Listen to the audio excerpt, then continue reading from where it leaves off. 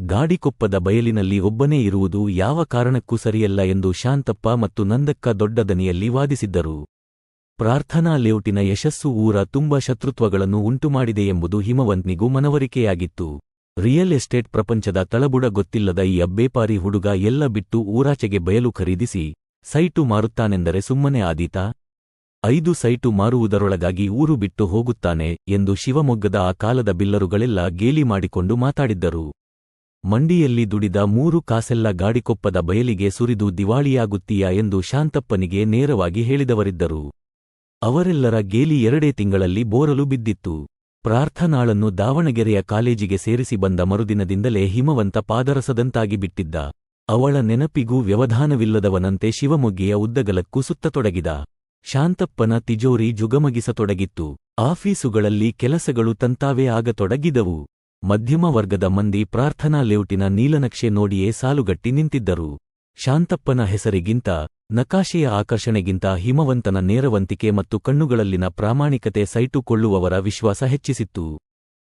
ನೋಡುತ್ತಿದ್ದಂತೆಯೇ ಗಾಡಿಕೊಪ್ಪದ ಜಮೀನಿನಲ್ಲಿ ಸಿಮೆಂಟು, ಮರಳು, ಕಲ್ಲುಗಳ ಲಾರಿಗಳ ಸಂತೆ ಶುರುವಾಯಿತು. ಬಿಲ್ಲರುಗಳು ಸುಮ್ಮನಿರುತ್ತಾರಾ? ಶಾಂತಪ್ಪನ ದನಿಯಲ್ಲಿ ದಿಗಿಲಿತ್ತು. ಆದರೆ ಹಠಕ್ಕೆ ಬಿದ್ದ ಹಿಮವಂತನನ್ನು ಮನವೊಲಿಸಿ ಮನೆಯಲ್ಲಿಟ್ಟುಕೊಳ್ಳುವುದು ಸಾಧ್ಯವಿಲ್ಲವೆಂಬುದು ಆತನಿಗೆ ಚೆನ್ನಾಗಿ ಗೊತ್ತಿತ್ತು. ಕಬ್ಬಿಣ, ಸಿಮೆಂಟು ಇಳಿಸಲು ಗಾಡಿಕೊಪ್ಪದ ಜಮೀನಿನಲ್ಲಿ ಗೋದಾಮೊಂದನ್ನು ಮೊದಲೇ ಕಟ್ಟಿಸಿದ್ದ ಹಿಮವಂತ್ ಮೇಲುಭಾಗದಲ್ಲಿ ಚಿಕ್ಕ ಕೋಣೆಯೊಂದನ್ನು ತನಗಾಗಿ ಅಂತ ಕಟ್ಟಿಸಿಕೊಂಡಿದ್ದಾನೆ. ಅದರ ಕೆಲಸ ಮುಗಿದು ಬಾಗಿಲಿಕ್ಕಿದ ದಿನದಿಂದ ಅವನದು ಒಂದೇ ಹಠ, ಮನೆಯಲ್ಲಿದ್ದುದು ಸಾಕು, ಗಾಡಿಕೊಪ್ಪದ ಬಯಲಿಗೆ ಹೋಗಿರುತ್ತೇನೆ. ಮಧ್ಯೆ ರಜೆಗಳಿಗೆಂದು ಪ್ರಾರ್ಥನಾ ಬಂದಾಗ ಯಾವ ಕಾರಣಕ್ಕೂ ಅವಳಿಗೆ ತಾನೀಗ ರೂಮಿನಲ್ಲಿರುತ್ತಿಲ್ಲವೆಂಬ ಸಂಗತಿ ತಿಳಿಸಬಾರದು ಎಂಬುದಾಗಿ ದಂಪತಿಗಳಿಬ್ಬರಿಗೂ ತಾಕೀತು ಮಾಡಿಯೇ ಗಾಡಿಕೊಪ್ಪಕ್ಕೆ ಅವನು ವಲಸೆ ಹೊರಟಿದ್ದ. ಅಲ್ಲಾದರೂ ಅಷ್ಟೇ, 1 ಚಾಪೆ, 3 ಜೊತೆ ಬಟ್ಟೆ, ಒಂದಿಷ್ಟು ಪುಸ್ತಕ, ಅನ್ನ ಬೇಯಿಸಿಕೊಳ್ಳಲು ಭಿನ್ನುವ ಪಂಪ್ ಸ್ಟೋವು. ಏನೇ ಬದಲಾದರೂ ಹಿಮವಂತನ ಬದುಕುವ ರೀತಿ ಬದಲಾಗುವುದಿಲ್ಲ ಎಂಬುದು ಶಾಂತಪ್ಪನಿಗೆ ಮನವರಿಕೆಯಾಗಿ ಹೇಗಿತ್ತು. ಆದರೂ ನಂದಕ್ಕೆ ಗಲಾಟೆ ಮಾಡಿ ದಿನಕ್ಕೆರಡು ಬಾರಿ ಆಳುಗಳೊಂದಿಗೆ ಜಮೀನಿನ ಹತ್ತಿರಕ್ಕೆ ಊಟ ಕಳಿಸುವ ವ್ಯವಸ್ಥೆಗೆ ಹಿಮವಂತನನ್ನು ಒಪ್ಪಿಸಿದ್ದಳು. ತಮಗಾಗಿ ದುಡಿಯುತ್ತಿರುವ ಹುಡುಗನಿಗೆ ಕೆಲಸದ ಬಗ್ಗೆ ಅದೆಷ್ಟು ಶ್ರದ್ಧೆ! ಅವರು ಹಾಗಂದುಕೊಂಡಿದ್ದರು. ಮನುಷ್ಯರ ಸಹವಾಸವನ್ನೇ ಬಿಟ್ಟು ಗಾಡಿಕೊಪ್ಪದ ಬಯಲಿಗೆ ವಲಸೆ ಹೊರಟಿರುವ ಹಿಮವಂತ ಅಲ್ಲಿ ಕೇವಲ ಪ್ರಾರ್ಥನಾಳ ಗೈರುಹಾಜರಿಯನ್ನು ಮರೆಯುವ ಪ್ರಯತ್ನ ಮಾಡುತ್ತಿಲ್ಲ. ಭವಿತವ್ಯದ ಒಂದು ಶಾಶ್ವತ ಶಾಪಕ್ಕೆ ತನ್ನನ್ನು ತಾನು ಅಣಿ ಮಾಡಿಕೊಳ್ಳುತ್ತಿದ್ದಾನೆ ಎಂಬುದು ಅವರಿಗೇನು ಗೊತ್ತು?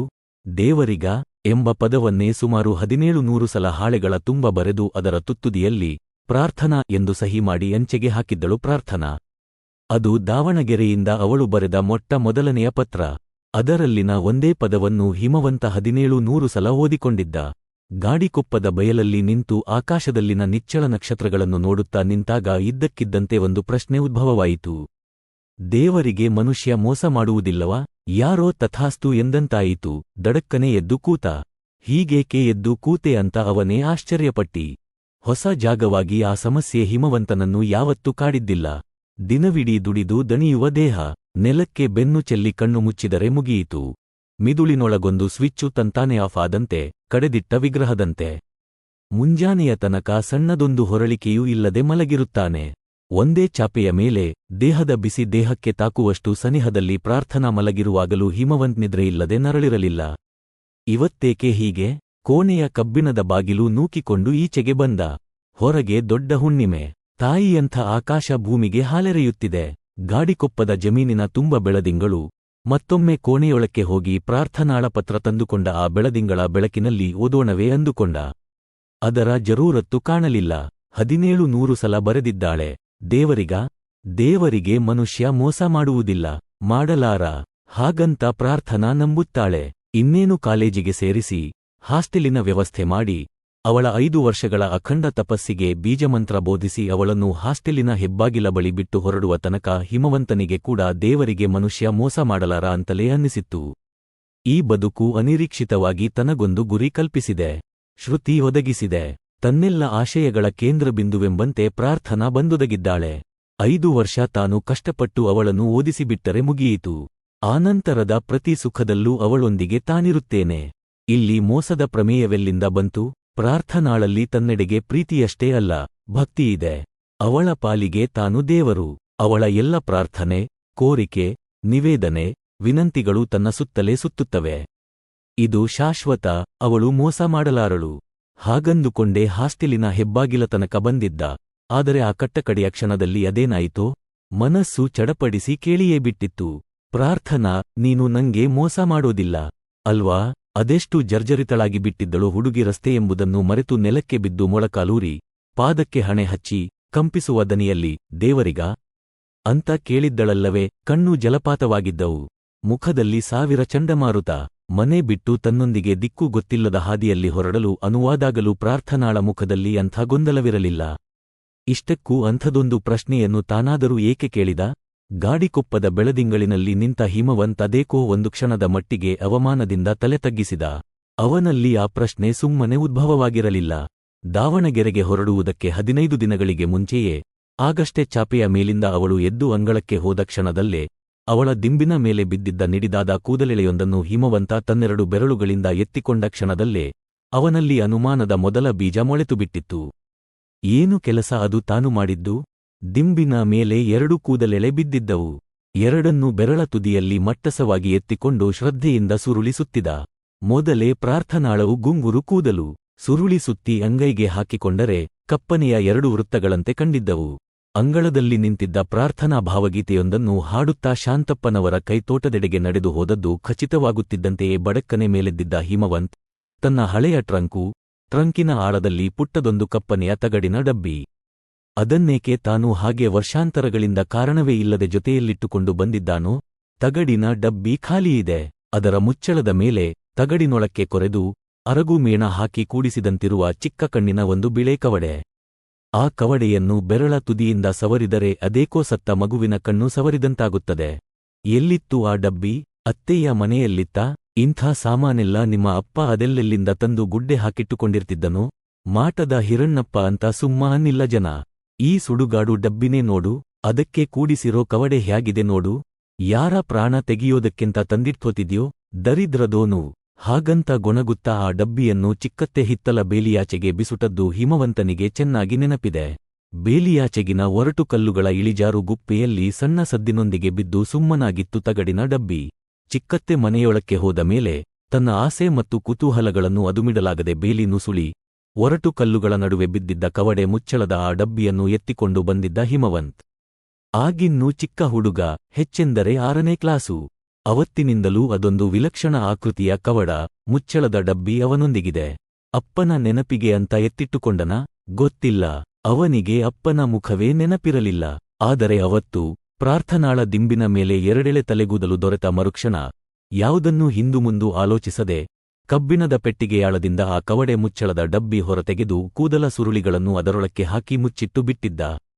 ತಾನೇಕೆ ಹಾಗೆ ಮಾಡಿದೆ? ಗಾಡಿಕೊಪ್ಪದ ಬಯಲಲ್ಲಿ ಬೆಳದಿಂಗಳಿಗೆ ಮುಖ ಮಾಡಿ ನಿಂತಾಗಲೂ ಹಿಮವಂತ ಪ್ರಶ್ನೆ ಕೇಳಿಕೊಂಡ. ಉತ್ತರ ಸಿಗುವುದು ಸಲೀಸಿರಲಿಲ್ಲ. ಏಕೆಂದರೆ ತಾನು ಹಾಗೆ ಮಾಡಿದ್ದು ಅವತ್ತೊಂದೇ ದಿನ ಅಲ್ಲ.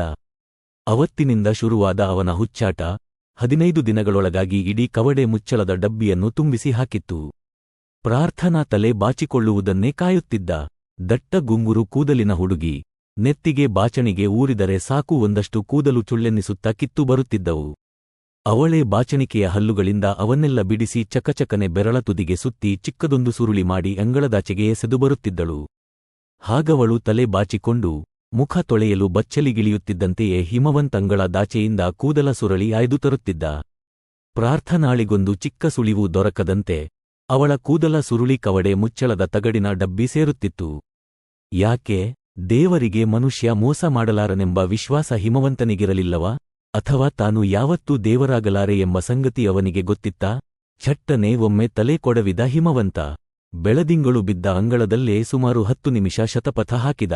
ಆಮೇಲೆ ಯಾವುದೋ ನಿರ್ಣಯಕ್ಕೆ ಬಂದವನಂತೆ ಮತ್ತೆ ಕೋಣೆಯೊಳಕ್ಕೆ ಹೊಕ್ಕು ಕಬ್ಬಿಣದ ಪೆಟ್ಟಿಗೆಯ ಆಳದಲ್ಲಿರಿಸಿದ್ದ ಆ ತಗಡಿನ ಡಬ್ಬಿಯನ್ನು ಈಚೆಗೆ ತಂದ.